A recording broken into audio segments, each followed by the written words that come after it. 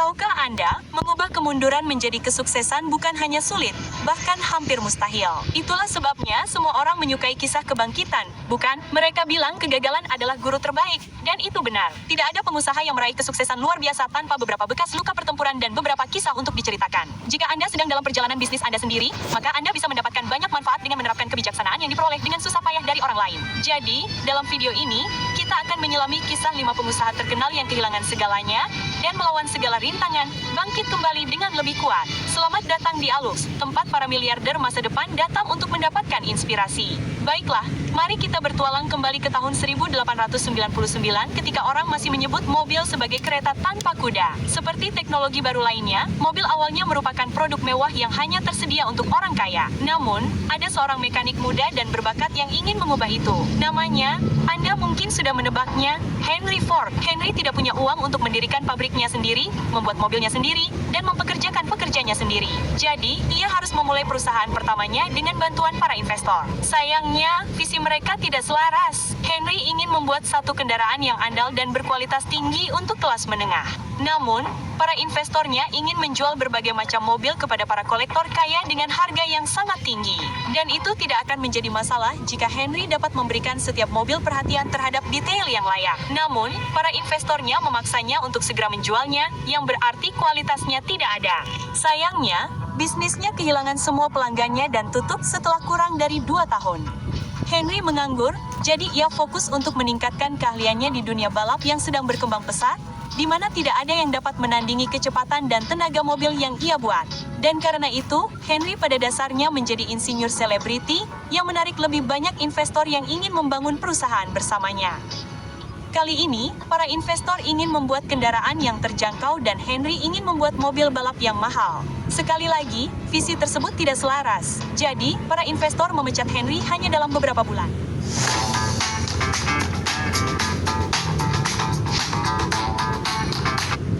Para investor memecat Henry hanya dalam beberapa bulan. Namun, ia akhirnya belajar dari kesalahannya. Pada tahun 1903, Henry mendirikan Ford Motor Company, juga dengan para investor. Namun kali ini, semua orang sepakat untuk mencapai tujuan yang sama, yaitu menciptakan mobil untuk masyarakat umum. Dan itulah yang mereka lakukan. Mobil pertama Ford adalah Model A, yang dijual dengan harga sekitar $750. Kemudian muncul Model T yang terkenal, yang harganya bahkan lebih murah. Dan ketika Henry merevolusi pabriknya dengan produksi jalur perakitan, ia mampu menurunkan harga Model T menjadi hanya $260, menjadikannya mobil pertama yang terjual lebih dari 15 juta unit. Pada satu titik, lebih dari separuh mobil di dunia adalah Model T. Jadi setelah gagal di 2 perusahaan pertamanya, Henry Ford merevolusi industri otomotif, membuat mobil dapat diakses oleh siapa saja, dan membangun salah satu perusahaan paling ikonik di dunia. Ini tentu saja merupakan kebangkitan yang luar biasa, dan salah satu pelajaran utama dari kisah ini adalah memastikan semua orang yang terlibat dalam sebuah proyek memiliki visi yang sama. Jika Anda melakukannya dengan benar, Anda dapat mencapai hal-hal yang luar biasa. Oke, sekarang kita akan melompat maju beberapa tahun ke tahun 1926 ketika seorang kartunis muda yang sedang berjuang mendapatkan kesempatan pertamanya di bisnis hiburan. Walt Disney punya mimpi. Saat itu, bioskop hanya menayangkan kartun sebelum film utama, tetapi ia percaya bahwa animasi adalah bentuk seni yang indah dan ia ingin melihat kartunnya di layar lebar. Jadi Walt menciptakan teknik yang memungkinkannya melapisi animasi di atas gulungan film biasa. Dengan begitu, Anda dapat membuat film berdurasi penuh dengan live action dan animasi. Dengan inovasi ini, Walt dapat melakukan sesuatu yang selalu ia impikan, menghidupkan dongeng klasik. Maka, ia pun mendapatkan ide untuk sebuah acara berjudul Alice's Wonderland yang diangkat dari novel terkenal dengan judul yang mirip. Saat itu, Walt Disney Company tidak mampu membuat acara tersebut, tetapi tidak lama kemudian seseorang membeli idenya dan mengeluarkan uang untuk memproduksinya. Walt dan tim animatornya membuat lebih dari 60 episode The Alice Show, dan acara itu sukses besar. Walt merasa akhirnya ia berhasil di bisnis pertunjukan. Namun, semuanya runtuh. Begini, perusahaan yang membiayai pertunjukan Alice memberi Walt tenggat waktu yang sangat ketat. Untuk memenuhinya, ia harus mendorong karyawannya hingga batas maksimal, tetapi itu terlalu berat bagi mereka. Dan suatu hari, semua karyawan Walt tiba-tiba berhenti pada saat yang sama. Itu sudah cukup buruk. Tetapi yang lebih buruk lagi, Walt telah menyerahkan hak atas Alice's Wonderland. Jadi, ia harus pindah dari New York ke California dan memulai dari awal dengan ide yang sama sekali baru. Walt sangat terpukul. Namun, saat ia naik kereta kembali, sambil mencoret-coret, ia menciptakan karakter maskot Disney, Mickey Mouse. Ketika ia kembali ke rumah, Walt mendapat ide cemerlang untuk menggunakan Mickey dalam kartun pertama yang disinkronkan dengan desain suara, Steamboat Willie. Ide itu langsung sukses. Walt kemudian membuat serangkaian kartun musikal lainnya, kartun pertama yang diproduksi dalam warna, yang memenangkan Oscar, dan kartun dongeng lainnya yang lebih populer daripada film-film panjang yang seharusnya ditayangkan sebelumnya. Namun, itulah masalahnya. Walt kini menjadi kartunis yang sukses, tetapi orang-orang tidak menganggap kartun sama berharganya dengan film live action. Jadi, Walt terobsesi untuk akhirnya menghidupkan dongeng di layar perak. Proyek itu sangat mahal dan memakan waktu lama sehingga semua orang mengira Walt sudah gila. Namun, tidak peduli seberapa sulit situasinya atau berapa banyak orang yang meragukannya, Walt selalu berpegang teguh pada keyakinannya pada animasi sebagai bentuk seni. Pada tahun 1937, ia akhirnya merilis Putri Salju dan 7 Kurcaci. Setelah bertahun-tahun berjuang, timnya berhenti, kehilangan hak kreatif, dan memulai dari awal, Putri Salju melambungkan Walt ke tingkat kesuksesan yang luar biasa. Tetapi yang terpenting, ia menyalakan imajinasi jutaan orang di seluruh dunia. Dan itulah dongeng tentang kisah kebangkitan, menurut saya. Dan itu menunjukkan kekuatan kegigihan dan keyakinan pada impian Anda. Oke, sekarang mari kita menjelajah sedikit lebih jauh ke masa depan hingga tahun 1982 dan bertemu dengan seorang manajer dana lindung nilai yang terlalu yakin bahwa dunia akan berakhir. Ray Dalio telah mempelajari pola dan logika cara kerja ekonomi dengan cermat. Jadi, ketika ia memulai sebuah hedge fund bernama Bridgewater dari apartemen kecilnya di New York City, tidak butuh waktu lama baginya untuk membangun reputasi sebagai analis yang berwawasan luas. Strategi Ray di Bridgewater adalah melihat pasar dengan perspektif yang luas dan memprediksi pergerakan besar dalam perekonomian. Perusahaan memberinya sejumlah besar uang. Ia menemukan tempat yang tepat untuk menaruhnya dan menghasilkan keuntungan yang besar. Selama Bridgewater menghasilkan uang, itu berhasil. Dan hanya dalam beberapa tahun, Ray mampu mendapatkan klien papan atas seperti McDonald's dan Bank Dunia untuk berinvestasi di dananya. Namun, akhirnya ia menjadi sedikit terlalu percaya diri dengan kemampuannya dan membuat prediksi yang berani dan cukup terbuka.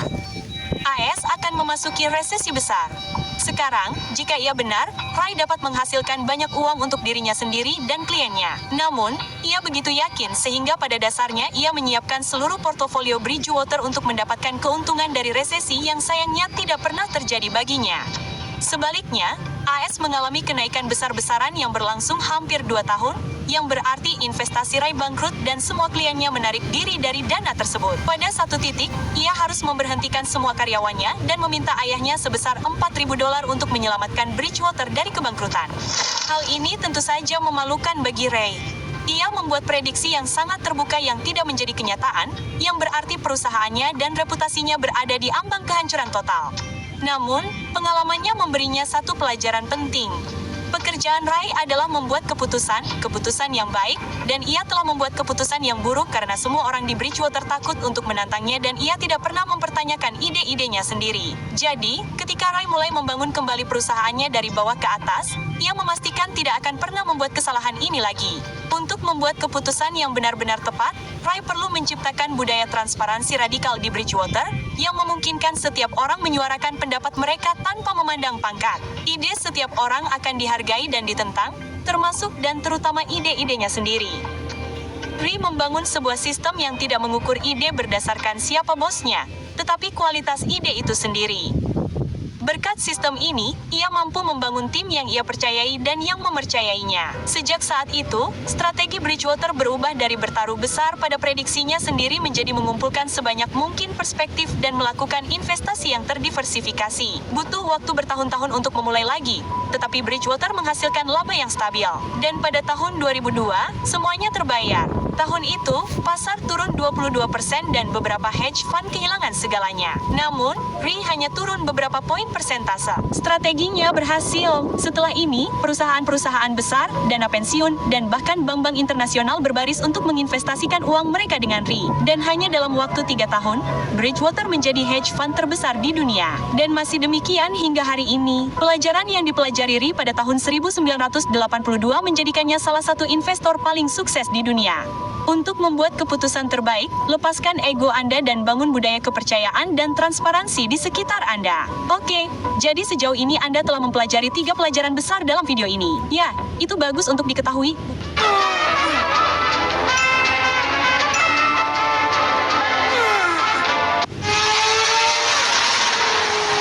Secepat itu. Namun sejujurnya, pelajaran-pelajaran itu tidak akan membuat perbedaan nyata dalam hidup Anda jika Anda tidak pernah menerapkannya. Seperti pepatah lama, tindakan berbicara lebih keras daripada konten yang dikonsumsi. Ya, kami akan melakukannya. Namun, semoga kisah-kisah yang kami bagikan dalam video ini setidaknya telah menginspirasi Anda untuk dapat mengambil langkah nyata pertama dalam perjalanan bisnis Anda sendiri. Sekarang, yang Anda butuhkan hanyalah keterampilan dan pengetahuan untuk menindaklanjutinya. Jadi, jika Anda bertanya-tanya bagaimana cara memulai perusahaan, cara membuat penawaran, mendapatkan pelanggan, cara menyusun bisnis Anda untuk menghasilkan keuntungan, dan cara membangun sistem sehingga Anda dapat mengendalikan waktu Anda, kami siap membantu Anda. Itulah tepatnya mengapa kami membuat aplikasi Alux. Pada dasarnya, aplikasi ini adalah pelatih berkinerja tinggi di saku Anda, tempat kami merekrut pelatih, meminta mereka untuk menyajikan strategi dan ide mereka yang paling berharga, dan memberi Anda akses ke pustaka konten yang terus bertambah selama setahun penuh dengan biaya yang hampir sama dengan biaya makan malam yang menyenangkan. Aplikasi Alux adalah tempat para manajer, CEO, dan pengusaha papan atas datang untuk mendapatkan motivasi, sistem, dan panduan praktis yang dibutuhkan untuk mencapai kebebasan finansial. Di dalamnya, Anda akan menemukan kumpulan pelajaran yang dikurasi oleh para pakar industri serta sesi pelatihan harian yang dirancang untuk membantu Anda mencapai tujuan lebih cepat dan tidak hanya dalam hal keuangan, juga dalam hal kesehatan emosional, kesehatan fisik, hubungan, dan kebijaksanaan intelektual Anda. Dan bagian terbaiknya adalah Anda dapat dengan mudah mengukur seberapa dekat Anda dalam mencapai tujuan seiring dengan kemajuan yang Anda buat. Dan karena Anda adalah pelanggan di Alux, jika Anda mengunduh aplikasi dan memindai kode QR di layar sekarang juga, Anda akan mendapatkan diskon 25% untuk paket tahunan kami. Tujuan kami dengan aplikasi Alux adalah membuat pengembangan diri sesederhana dan semudah mungkin ditindaklanjuti. Jadi, semoga perjalanan bisnis Anda akan berjalan mulus menuju puncak dan Anda tidak akan pernah harus bangkit seperti Ford, Disney, atau Dalio. Baiklah, sekarang mari kita lanjutkan. Karena sejauh menyangkut kisah kebangkitan, mungkin tidak ada yang seikonik kisah berikut ini. Pada tahun 1985, Steve Jobs menyadari bahwa ia telah melakukan kesalahan besar. Begini,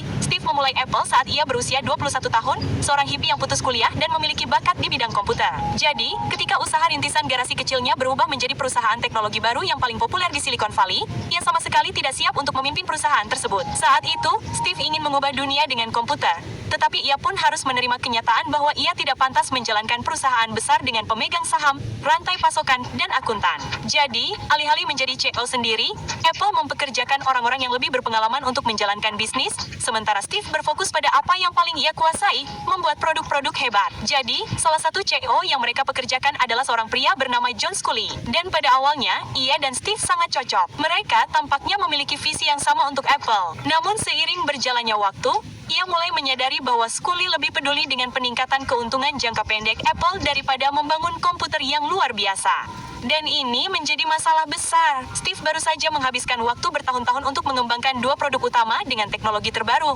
Tetapi harganya mahal, jadi produk tersebut tidak laku. Hal ini membuat Steve gila. Untuk memperbaiki masalah tersebut, ia memaksa semua orang di Apple untuk bekerja sangat keras hingga banyak karyawan yang mengundurkan diri. Keadaan menjadi sangat buruk hingga Sculley mengancam akan mengganti Steve sebagai pemimpin tim. Karena hal ini, Steve menemui dewan direksi dan mencoba memecatnya.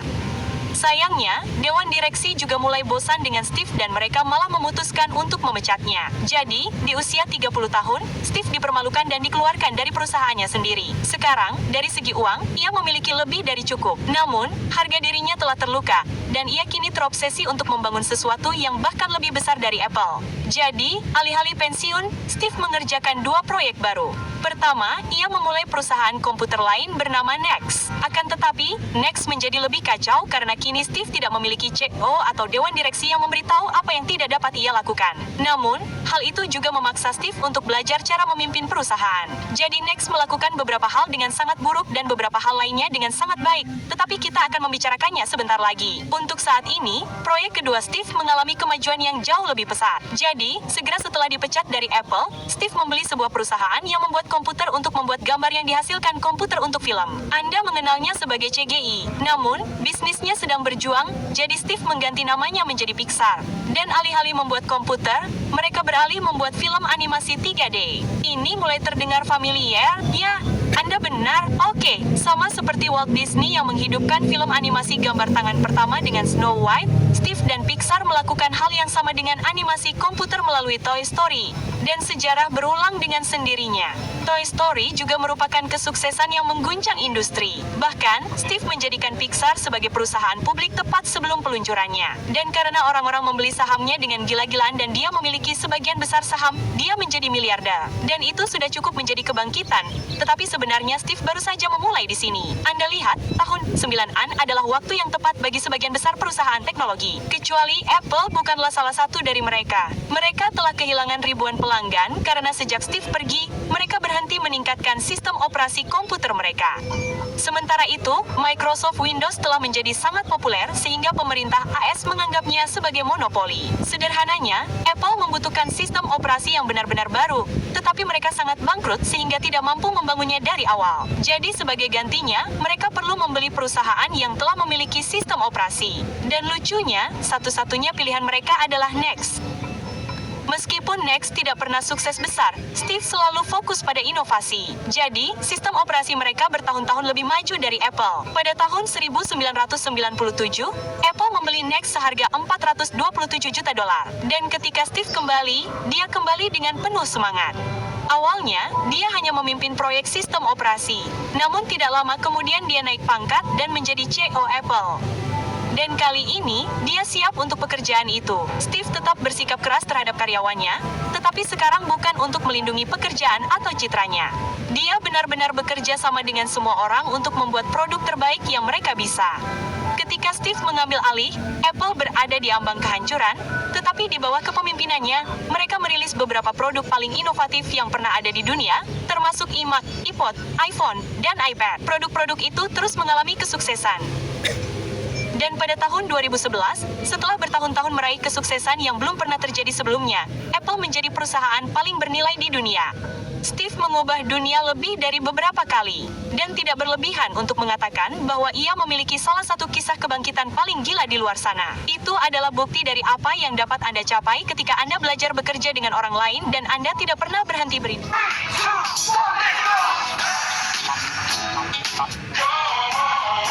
Ya Allah, semoga ada orang baik yang melihat video ini. Berikanlah orang baik ini kesehatan, kelancaran. Ketika Anda belajar bekerja dengan orang lain dan Anda tidak pernah berhenti berinovasi. Dan berbicara tentang mengubah dunia, kisah terakhir kita adalah tentang seorang pengusaha yang mencoba melakukan itu dengan cara yang lebih ambisius. Dan yang ini benar-benar lebih seperti dua kebangkitan dalam satu. Begini, jika Anda ingin membangun kekayaan seperti kebanyakan orang, Anda mungkin bekerja di industri seperti perbankan atau real estate. Namun alih-alih melakukan itu, Elon Musk membangun kekayaannya dengan mobil listrik yang dapat mengemudi sendiri dan pesawat luar angkasa. Dan Anda sebaiknya percaya itu tidak mudah. Nah, sebelum mendirikan dua perusahaan utamanya, SpaceX dan Tesla, Elon sudah menjadi pengusaha yang sangat sukses. Dia menjual dua bisnis dan menghasilkan hampir $200 juta. Namun, uang tidak pernah menjadi tujuan utama Elon. Sejak kecil, misinya adalah untuk memajukan umat manusia. Dan sekarang dengan uang yang cukup untuk melakukannya, dia menetapkan dua tujuan ambisius untuk dirinya sendiri. Pertama, Elon ingin mengurangi biaya untuk mencapai luar angkasa dan akhirnya membawa manusia ke Mars. Ya, oke. Jadi, untuk melakukan itu, dia mendirikan SpaceX dengan $100 juta. Itu akan cukup untuk merancang, membangun, dan meluncurkan 3 roket ke luar angkasa. Dan jika setidaknya satu dari peluncuran itu berhasil, SpaceX akan menarik pelanggan seperti NASA, yang perlu membawa barang ke luar angkasa dan mampu bertahan hidup. Bagian itu juga penting. Kedua, Elon ingin mempercepat transisi umat manusia menuju energi berkelanjutan. Jadi, dia menginvestasikan sekitar $6 juta ke Tesla, yang bahkan belum merancang mobil listrik pertamanya saat itu. Pada dasarnya, kedua perusahaan baru Elon belum menghasilkan keuntungan, dan ia mempertaruhkan segalanya untuk kesuksesan mereka. Dan sementara mereka membuat sedikit kemajuan, keadaan jauh lebih sulit daripada yang Elon duga. Pada tahun 2006, SpaceX melakukan peluncuran pertamanya, tetapi mesin roketnya meledak setelah hanya 33 detik. Tahun berikutnya, mereka melakukan peluncuran lagi, dan meskipun yang ini tidak meledak, ia tidak mencapai luar angkasa. Peluncuran ketiga juga tidak berhasil, dan sekarang SpaceX telah menghabiskan seluruh investasi Elon sebesar $100 juta. Sementara itu, Tesla juga tidak bernasib lebih baik. Ternyata membuat mobil listrik sangat sulit dan sangat mahal. Tesla menjual mobil dengan harga lebih rendah dari biaya pembuatannya. Jadi setiap tahun, Elon harus terus mengeluarkan jutaan dolar untuk menjaga perusahaan tetap bertahan. Pada tahun 2008, investasinya sebesar 6 juta dolar berubah menjadi sekitar 40 juta dolar. Dan tahun itu, semuanya runtuh bagi Elon. Selain perceraian, ekonomi AS mengalami kehancuran terbesar sejak depresi besar, yang berarti tidak ada investor yang datang untuk memberikan Tesla dan SpaceX uang yang sangat mereka butuhkan. Bahkan, Elon pun tidak mampu lagi mendanai mereka. Ia harus membuat pilihan, yang ia gambarkan seperti memiliki 2 anak dan terpaksa membiarkan salah satu dari mereka kelaparan. Begini, Elon bisa saja menaruh semua uangnya ke dalam satu bisnis, menyelamatkannya, dan membiarkan yang lain mati, atau membaginya di antara keduanya, dan memberi mereka berdua sedikit peluang untuk bertahan hidup. Mengetahui bahwa kemungkinan besar tidak satupun dari mereka akan melakukannya. Namun untungnya, pada menit terakhir, Elon berhasil membuat salah satu temannya menginvestasikan 20 juta dolar di SpaceX, cukup untuk satu peluncuran lagi, dan ia memasukkan sisa 40 juta dolar tabungannya sendiri ke Tesla, cukup untuk bertahan hidup selama beberapa bulan lagi. Intinya, Elon benar-benar terlibat. Jika ini tidak berhasil, semua yang telah dilakukannya hingga saat ini akan sia-sia. Namun untungnya, ada secercah harapan. NASA baru saja mengumumkan bahwa mereka akan memberikan 1,6 miliar dolar kepada sebuah perusahaan yang dapat membawa perlengkapan ke stasiun luar angkasa internasional. Ini merupakan peluang besar bagi SpaceX. Jika peluncuran terakhir mereka berjalan lancar, mereka dapat memenangkan hadiah dan perusahaan tersebut akan terus bertahan. Namun, mereka hanya punya waktu beberapa bulan untuk mempersiapkan diri. Ketika tanggal peluncuran itu tiba, Elon dan tim SpaceX menunggu dengan cemas. Roket itu mencapai orbit, yang berarti peluncuran itu sukses besar. Beberapa bulan kemudian, Elon mendapat telepon. SpaceX menang. NASA baru saja memberi mereka 1,6 miliar dolar, yang berarti mereka sekarang dapat menarik investor dan karyawan serta membawa umat manusia selangkah lebih dekat ke Mars. Namun, untuk saat ini, Elon memiliki masalah yang lebih mendesak untuk dikhawatirkan. Ia tidak punya uang lagi, dan menjelang akhir tahun, Tesla hanya punya cukup uang untuk bertahan hidup selama 2 hari lagi. Setelah itu, mereka bangkrut. Karena itu, Elon menghabiskan 2 hari itu dengan putus asa menghubungi investor. Dan pada malam Natal pukul 6 sore, dengan waktu yang tersisa hanya 60 menit untuk melakukan ini, ia berhasil mendapatkan investasi sebesar 40 juta dolar. Elon, dia pasti bernapas lega terbesar dalam sejarah bisnis di sini.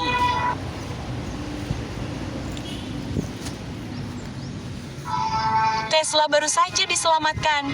Beberapa bulan kemudian, investor yang sama itu menanamkan dana tambahan sebesar 50 juta dolar, dan Tesla mendapat pinjaman besar dari pemerintah AS, yang memungkinkan mereka untuk mulai memproduksi mobil baru yang revolusioner. Jadi, setelah tahun yang paling menegangkan dalam hidupnya, Elon secara ajaib menemukan cara untuk menyelamatkan 2 perusahaan fiksi ilmiahnya dari kehancuran finansial total. Saat ini, SpaceX membuat roket yang mendarat sendiri, membangun jaringan satelit yang memberi Anda akses internet dan menghasilkan banyak uang. Dan Tesla, sejauh ini merupakan perusahaan mobil paling berharga di dunia. Dan itu membuat Elon sangat kaya. Pada tahun 2021, dia menjadi orang terkaya di seluruh planet dan pada satu titik kekayaannya mencapai lebih dari 300 miliar dolar. Jika ada yang bisa dikatakan, kisah kebangkitannya menunjukkan bahwa jika Anda ingin menang besar, Anda harus bersedia mempertaruhkan segalanya. Dan jika Anda siap untuk menjalani perjalanan bisnis Anda sendiri dengan serius, Luxer, bergabunglah dengan kami di aplikasi Alux untuk mendapatkan diskon 25% untuk langganan tahunan Anda. Kami akan bertemu Anda di dalam.